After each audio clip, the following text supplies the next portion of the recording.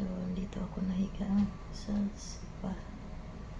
Itong kumot na to, pangalawang bigay na to sa akin ni Sir. Mainit ito. Binigay niya sa akin kagabi, mainit. Sarap. Kasi sobrang lamig kagabi. Sobrang lamig na aircon. Ito yung unang kumot ko. Yan. Tapos, umorder pa siya nito. Pakuha pa siya ng kumot. Medyo makapal. Tapos, mainit. Tulog pa sila. Siya nandun sa loob na tulog. Pantay ka, ma'am.